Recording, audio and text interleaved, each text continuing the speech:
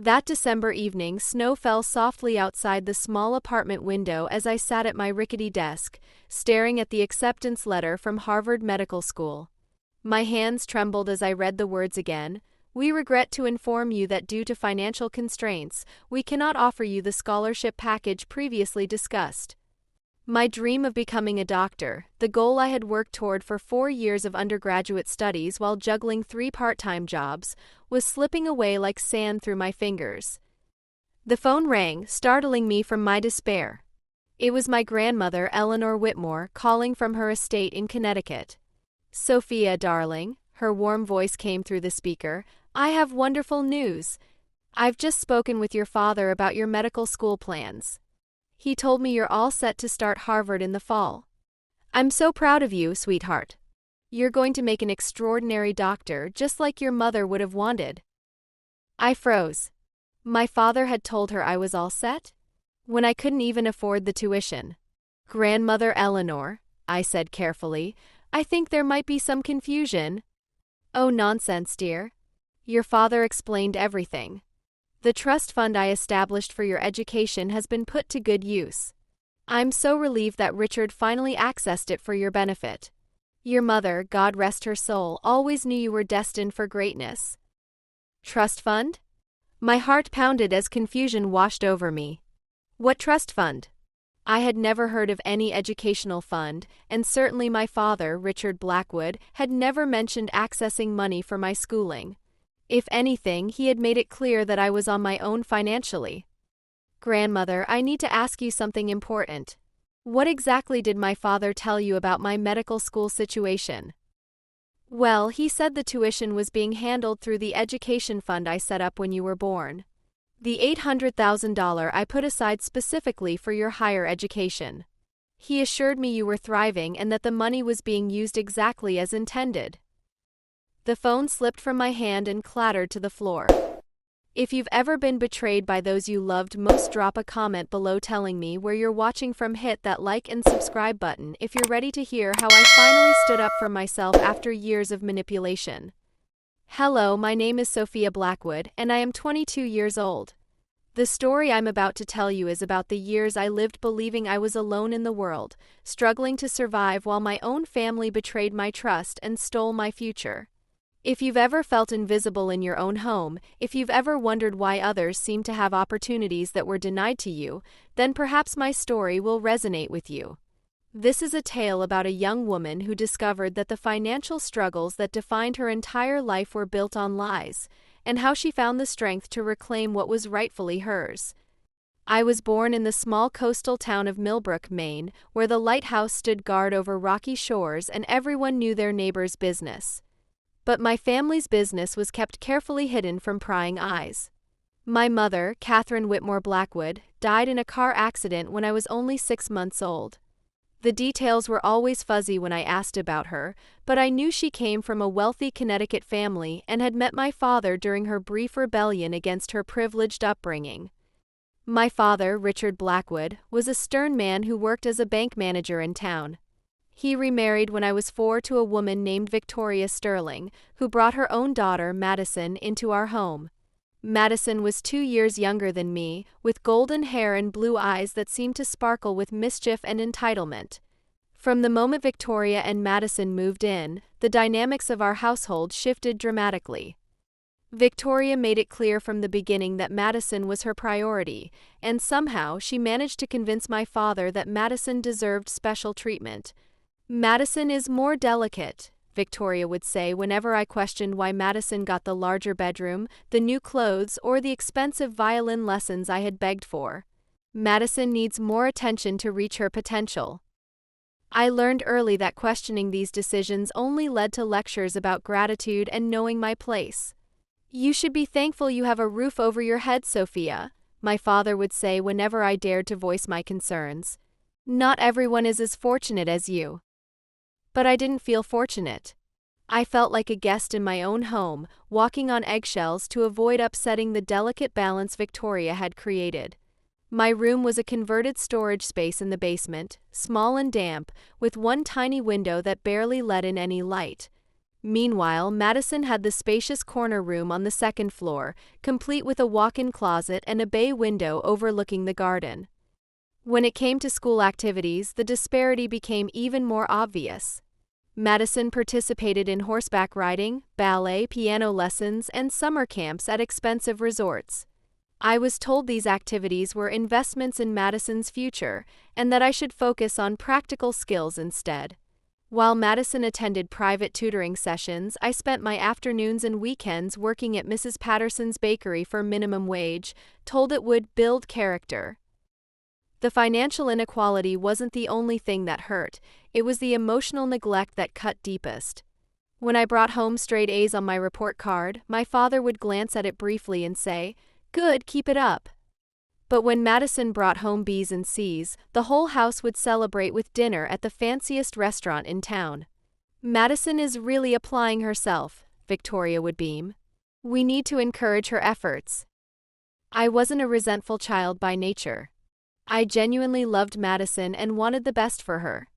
But I couldn't understand why my achievements were taken for granted while her modest successes were treated like miracles. I began to internalize the message that I simply wasn't worth celebrating, that my accomplishments were expected and unremarkable. Despite the emotional challenges at home, I excelled academically. My teachers noticed my potential and encouraged me to pursue advanced courses. Mrs. Henderson, my high school biology teacher, was the first person to suggest I consider pre-med studies. "You have a natural aptitude for science, Sophia," she told me one afternoon after class. "Have you thought about becoming a doctor? With your grades and dedication, you could easily get into a top medical program." The idea thrilled me. I had always been fascinated by the human body and loved the precision required in scientific study. But when I mentioned the possibility to my family at dinner that night, the reaction was swift and discouraging. "Medical school is extremely expensive, Sophia," my father said, not looking up from his plate. "You need to be realistic about your options. Madison is planning to study art history at a prestigious college, and that requires significant financial investment. You should consider something more practical, like nursing or teaching." Victoria nodded in agreement. "Madison has such refined tastes and natural artistic ability. She needs the right environment to flourish. Perhaps you could look into community college options, Sophia. There's nothing wrong with a more modest path." I felt my dreams crumbling as I sat there, but I refused to give up. If my family wouldn't support my medical school aspirations, I would find another way. I began working extra hours at the bakery and took on additional jobs tutoring younger students and cleaning houses on weekends. Every dollar I earned went into a college fund I kept hidden in my room. During my senior year of high school, while Madison was visiting colleges with our parents, touring campuses and staying in luxury hotels, I filled out financial aid applications and scholarship forms alone in my basement room.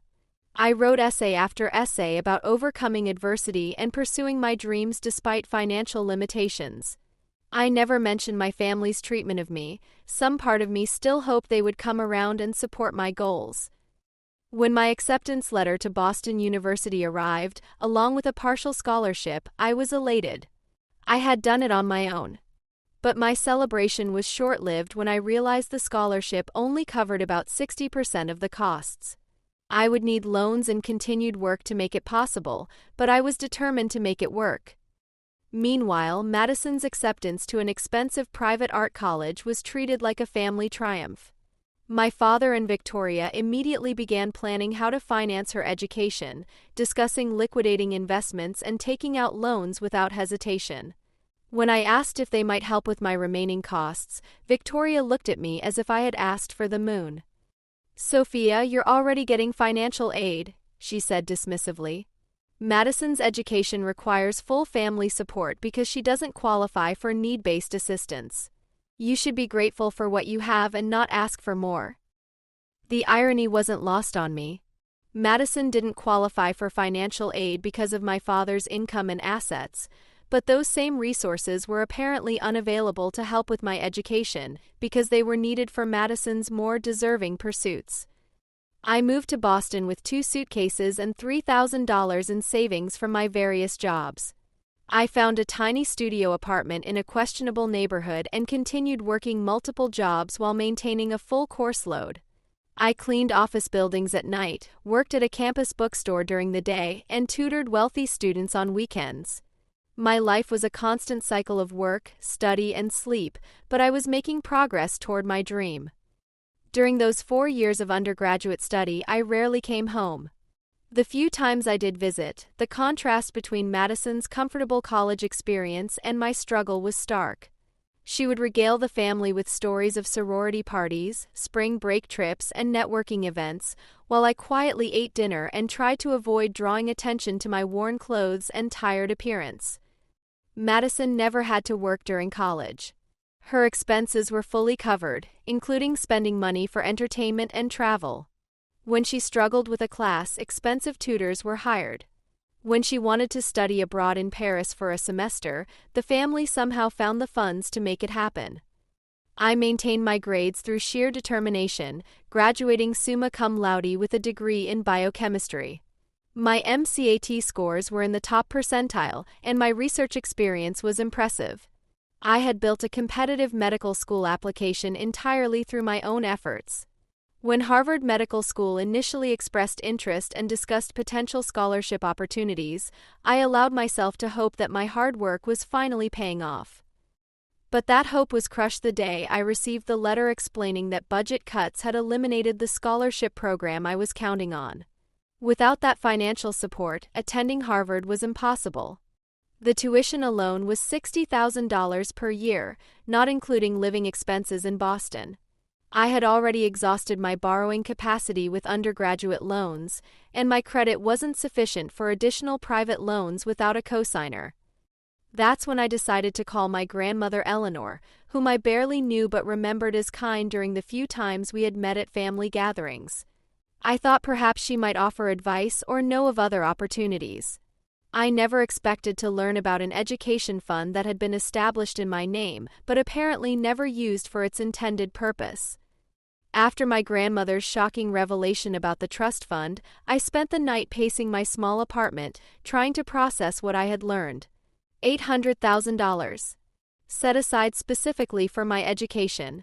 Money that should have made my undergraduate years comfortable and my medical school dreams easily attainable. Money that had apparently been accessed by my father but never used for my benefit. The next morning, I called my father's office, my hands shaking as I dialed the number. When his secretary put me through, his voice sounded tense. "Sophia, this is unexpected. Is everything all right?" "Dad, I need to ask you about something important. Grandmother Eleanor mentioned an education fund she established for me. She seems to think it's been used for my schooling, but I've never seen any of that money. Can you explain?" The silence on the other end of the line stretched so long I wondered if the call had dropped. Finally, my father cleared his throat. "Sophia, that's complicated. The money has been carefully managed and invested for your future benefit. But I'm struggling to pay for medical school right now. If there's money set aside for my education, shouldn't it be available for exactly this purpose?" Another pause. "Medical school is a big decision, Sophia. Perhaps you should consider less expensive alternatives. The fund is being preserved for when you really need it." I felt anger rising in my chest. When I really need it. I'm trying to become a doctor, which was always my dream. If not now, when exactly would I need educational funding? "Sophia, I don't appreciate your tone. I've been managing your mother's inheritance responsibly, and I don't need to justify my decisions to you. You're young and inexperienced with financial matters."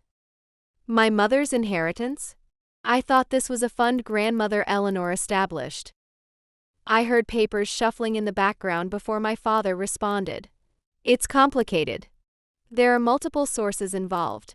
The important thing is that your financial future is secure, and you don't need to worry about these details." But I was worrying about these details. After hanging up, I realized I needed to understand exactly what money existed and what had happened to it. My grandmother had mentioned one fund, but my father had referred to my mother's inheritance as well. How much money was involved and where was it now?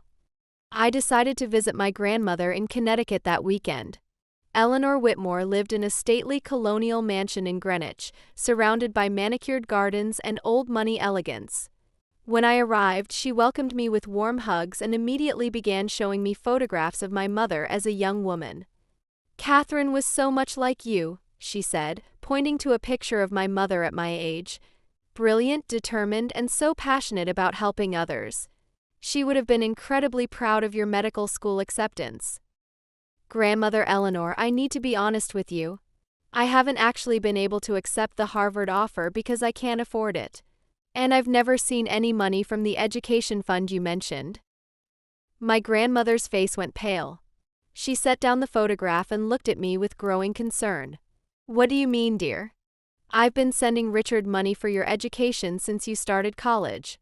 $20,000 every semester, plus additional funds for any special expenses you might have." My heart pounded. "You've been sending money to my father for 4 years?" "Of course. He told me about your various needs, tutoring costs, laboratory fees, research expenses. I was happy to support your academic success. He sent me photos of you at your college graduation, looking so proud and accomplished." I remembered that graduation. My father and Victoria had attended, but they seemed distracted and left immediately after the ceremony. I had assumed they were simply busy with Madison's own upcoming graduation. But apparently they had been there long enough to take photos to send to my grandmother, creating the illusion that they were involved and supportive of my education. "Grandmother, I worked 3 jobs throughout college to pay my expenses. I lived in a tiny apartment and ate ramen noodles for dinner most nights. I never received any money from my father, and he certainly never paid for tutoring or research expenses." Eleanor sank into her chair, her hand pressed to her chest. "Oh my dear God. Richard has been lying to me for years. But it's not just the education money, Sophia. There's so much more you don't know about." She walked to an antique desk and retrieved a folder thick with documents. "Your mother inherited a substantial amount when her parents passed away. She was my only child and she was meant to inherit everything. When she died in that accident, everything was supposed to go to you, with Richard as trustee until you turned 25. She opened the folder and showed me bank statements, investment records, and legal documents. "The total inheritance was over $2 million, Sophia. Real estate, stocks, bonds, and cash accounts. All of it was meant to be yours." I stared at the papers, unable to process the magnitude of what I was seeing. $2 million. Plus the education fund my grandmother had been contributing to. All of it gone, all of it hidden from me while I struggled to survive. "There's more," Eleanor continued, her voice breaking. "I also established a separate trust for your living expenses once you turned 18. $1,500 per month, designed to ensure you could focus on your studies without working. Richard was supposed to inform you about this on your 18th birthday and help you access the funds." I thought back to my 18th birthday. I had worked a double shift at the bakery that day because they were short-staffed. My father had given me a card with $20 in it and told me I was officially an adult and needed to start taking more responsibility for my own expenses. There had been no mention of any trust fund or monthly allowance. "Grandmother, I need to see my father immediately. I need answers about where all this money has gone." Eleanor nodded, her eyes filled with tears. "I'm coming with you, dear. I should have been more involved all these years. I trusted Richard to do right by you, but clearly my trust was misplaced." That evening, my grandmother and I drove to my family's house in Millbrook. It was a modest 2-story home on Elm Street, nothing that suggested access to millions of dollars in inherited wealth. When my father answered the door and saw my grandmother standing beside me, his face went ashen. "Eleanor, what a surprise. We weren't expecting you." "I'm sure you weren't, Richard. We need to talk immediately about Sophia's inheritance and the education funds. I've learned some very disturbing information today." My father ushered us into the living room, where Victoria and Madison were watching television. They looked up in surprise at the unexpected visit, but Victoria quickly recovered and began fussing over Eleanor, offering tea and cookies. "That won't be necessary, Victoria," my grandmother said coolly. This is a business discussion about Sophia's financial affairs. My father suggested Madison and Victoria leave the room, but Eleanor shook her head. No, I think they should hear this too. After all, they've been living in this house while Sophia struggled to pay for basic necessities. They should understand exactly what's been taken from her. My grandmother opened her folder and began laying out documents on the coffee table. Richard, I want you to explain to me, in front of your family, what happened to the $2 million Catherine left to Sophia. And I want to know why I've been sending education money for 4 years that apparently never reached its intended recipient. The silence in the room was deafening. Madison looked confused, glancing between the adults as if she couldn't understand what was happening. Victoria's face had gone pale, and she kept looking at my father as if waiting for him to handle the situation. Finally, my father spoke, his voice barely above a whisper. The money, it's been invested. It's still there, it's just tied up in long-term investments that couldn't be accessed without penalties. That's not true, Richard, Eleanor said firmly. I have access to the investment accounts because I'm a co-trustee on some of them. The money has been withdrawn and spent. I want to know what it was spent on. My father's composure finally cracked. You don't understand the expenses involved in raising a family. The house payments, Madison's education, Victoria's medical bills when she was sick 2 years ago. It was all temporary borrowing against Sophia's future inheritance. I plan to pay it all back with interest. Temporary borrowing? I found my voice for the first time since we had arrived. Dad, I'm 22 years old. I've been working since I was 14 to pay for my own clothes and expenses. Madison has never worked a day in her life, but she's had every opportunity handed to her. How is spending my inheritance on her education and your family's expenses temporary borrowing? Victoria finally spoke up, her voice defensive. Sophia, you have to understand that families share resources. Madison is your sister, and her success benefits everyone. Besides, you've always been so independent and capable. You don't need financial help the way Madison does. I stared at her in disbelief. I don't need financial help? I've been living on ramen noodles and working 3 jobs because I couldn't afford adequate food or housing. Meanwhile, Madison has been taking European vacations and attending expensive colleges. How exactly does her success benefit me? Madison, who had been quiet throughout the confrontation, suddenly burst into tears. I didn't know. No one told me the money came from Sophia. I thought Dad was just successful at work. My grandmother reached over and patted Madison's hand gently. This isn't your fault, dear. You were a child when these decisions were made. But Richard and Victoria knew exactly what they were doing. Eleanor turned back to my father, her voice cold and authoritative. Richard, I want full accounting of every penny that was spent from Sophia's inheritance. I want documentation of where the education money I sent was used. And I want a plan for immediate restitution. Sophia starts medical school in the fall, and she will have every resource she needs to succeed. My father looked defeated. Eleanor, I don't have the money to pay it all back right now. The house has a mortgage, we have credit card debt, and Madison still has 2 years of college left. Then you'll sell the house, liquidate your assets, and figure out how to finance Madison's education without stealing from Sophia, Eleanor replied without hesitation. You had 22 years to do right by your daughter, and instead you betrayed her trust and stole her inheritance. The time for excuses is over. Over the next several weeks, the true extent of my father's financial betrayal became clear. Working with lawyers and accountants, my grandmother traced where the money had gone. The house I had grown up in, which I always assumed my father had purchased with his bank manager salary, had actually been bought with my inheritance money. Madison's private school tuition, her college expenses, her car, and even family vacations had all been funded with money that belonged to me. The education funds my grandmother had been sending were deposited into my father's personal account and used for general family expenses.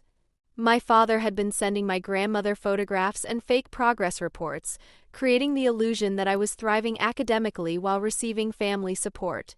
In reality, those photos were taken during brief visits home when I looked tired and stressed from overwork. Perhaps most painful was discovering that my father had been receiving the monthly living allowance meant for me since my 18th birthday.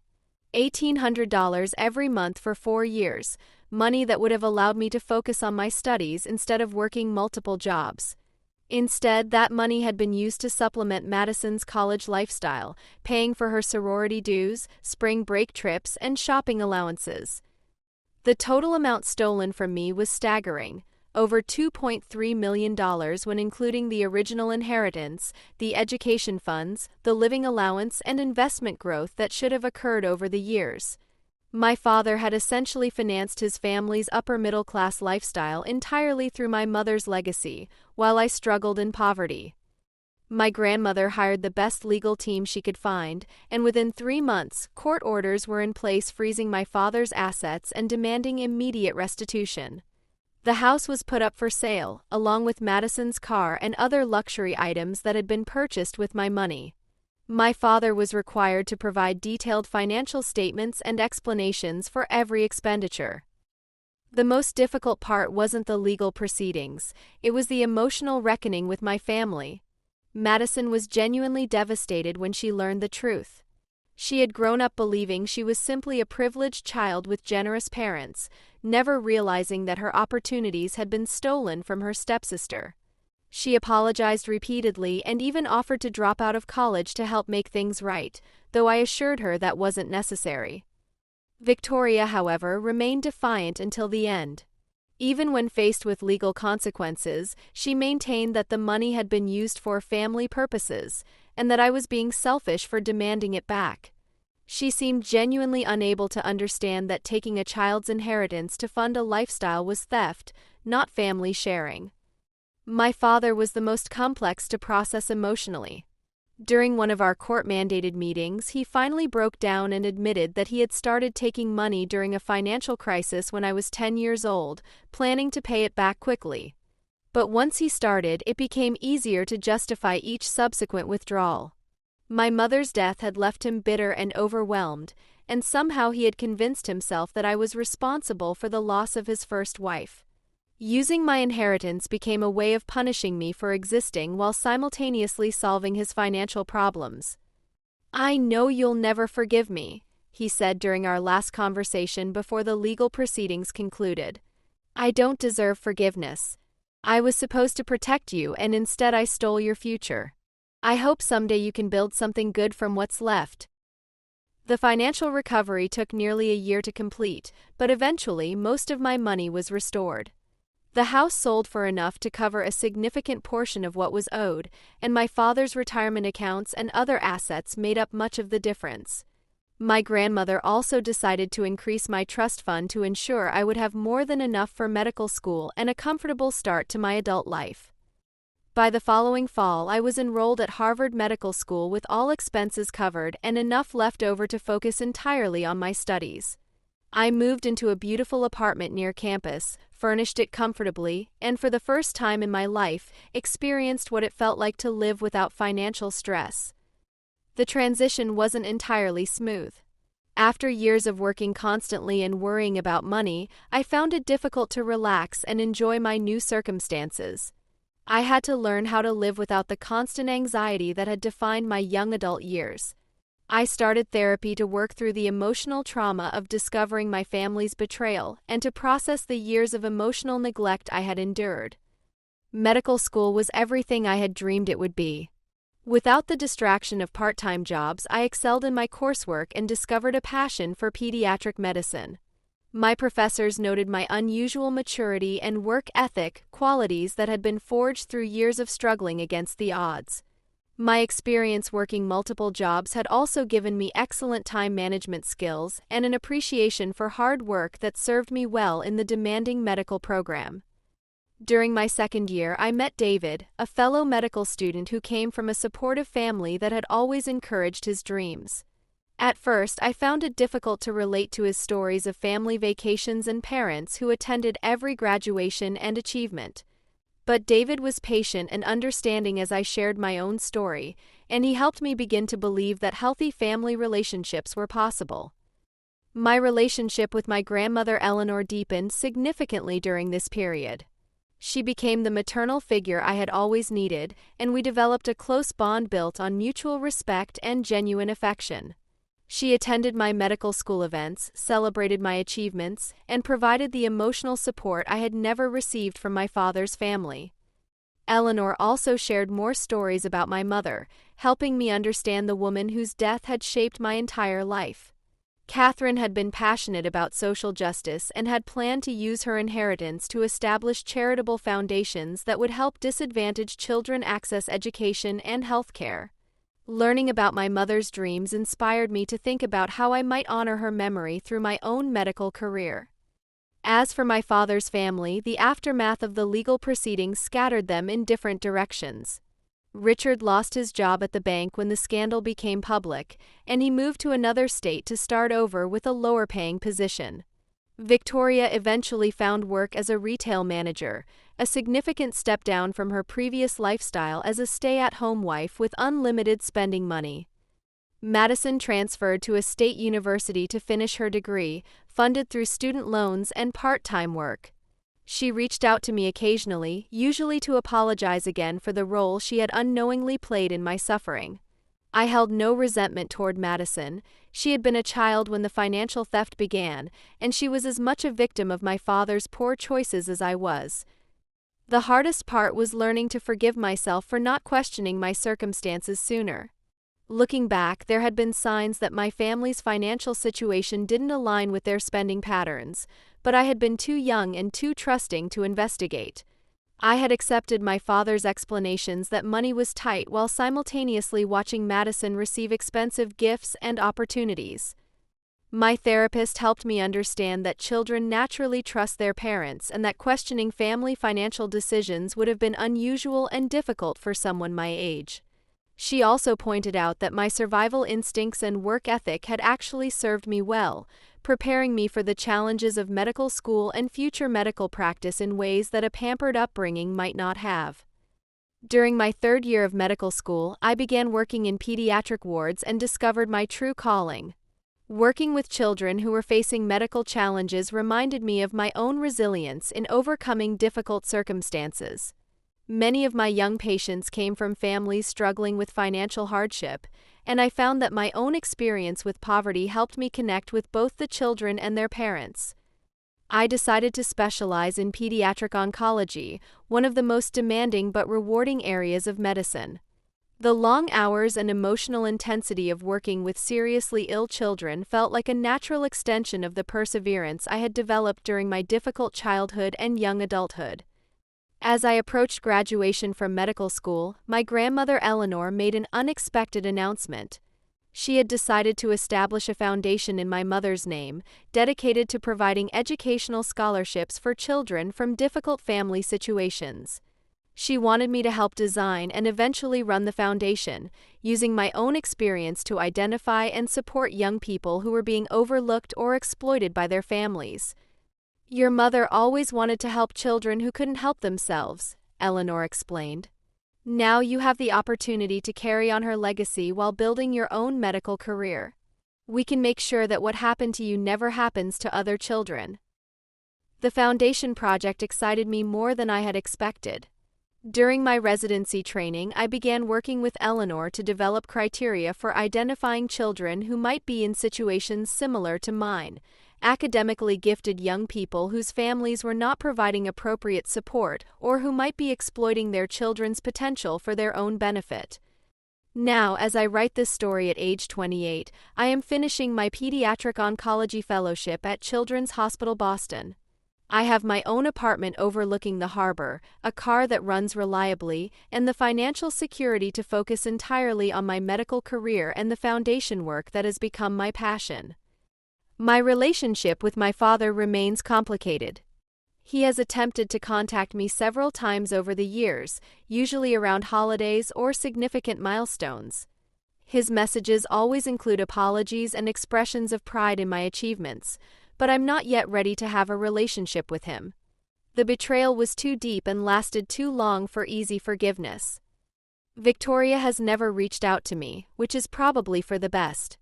Her inability to acknowledge wrongdoing even when faced with legal consequences showed me that she fundamentally doesn't understand the harm that was done.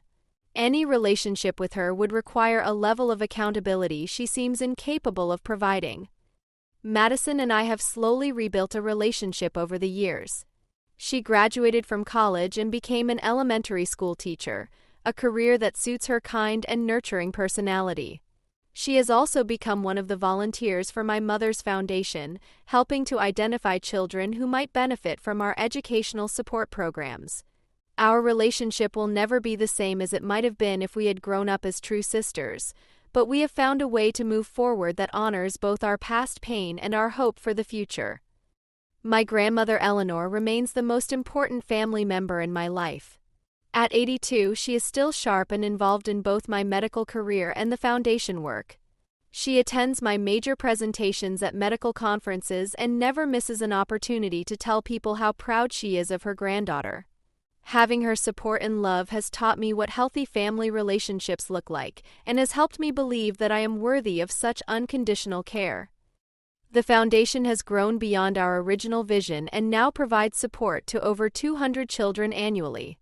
We work with social workers, teachers, and community leaders to identify young people whose families are not providing appropriate educational support, whether due to financial constraints, family dysfunction, or exploitation. Our programs include direct scholarships, mentorship opportunities, and sometimes legal intervention when children's inheritances or earnings are being misused by their guardians. One of our most successful cases involved a 15-year-old named Marcus whose athletic talents were being exploited by his stepfather, who was keeping all the money from Marcus's youth sports sponsorships while the boy lived in poverty. Our legal team helped Marcus gain control of his earnings, and our educational support helped him maintain his grades while pursuing his athletic dreams. He's now on a full scholarship to a prestigious university and plans to become a sports medicine physician. Working with children like Marcus reminds me daily that my own suffering had purpose. The years of struggle and financial stress, the emotional neglect and family betrayal, all contributed to my ability to recognize and help other young people facing similar challenges. I would not wish my childhood experiences on anyone, but I am grateful that they ultimately led me to a career where I can make a meaningful difference in children's lives. As I look toward the future, I am building the life my mother Catherine dreamed of for me and that my grandmother Eleanor made possible through her love and intervention. I am scheduled to complete my fellowship next year and have already been offered a position as an attending physician at Children's Hospital. I plan to split my time between treating young cancer patients and expanding the foundation's reach to help even more children access the educational opportunities they deserve. My personal life has also found stability and happiness. David and I married last year in a beautiful ceremony at my grandmother's estate in Connecticut, surrounded by friends who have become my chosen family. We are planning to start our own family in the next few years, and I am determined to give our children the unconditional love and support that I never received from my father's household. Sometimes people ask me if I regret the years of struggle or if I wish I had discovered the theft of my inheritance sooner. The honest answer is complicated. Those years of working multiple jobs and living in poverty were incredibly difficult, but they also taught me resilience, compassion, and the value of hard work. I learned to depend on myself and to find strength I didn't know I possessed. More importantly, my difficult experiences prepared me for the demanding career I have chosen and gave me the emotional tools to help other children facing similar challenges. If I had grown up wealthy and pampered, I might never have developed the empathy and determination that now define my life's work. The betrayal by my father and Victoria was devastating, but it also taught me the importance of chosen family and the value of relationships built on trust and mutual respect. My grandmother Eleanor, my husband David, and the close friendships I have developed represent the family I deserved all along. People who celebrate my successes, support me through challenges, and love me unconditionally. I still have difficult days when the old feelings of unworthiness surface or when I struggle with trust issues in new relationships. Therapy continues to be helpful in processing these ongoing challenges, and I have learned to be patient with myself as I continue to heal from childhood trauma. But overall, my life today is everything I dreamed of during those lonely nights in my basement bedroom, working on scholarship applications by lamplight while my family enjoyed their comfortable lifestyle upstairs.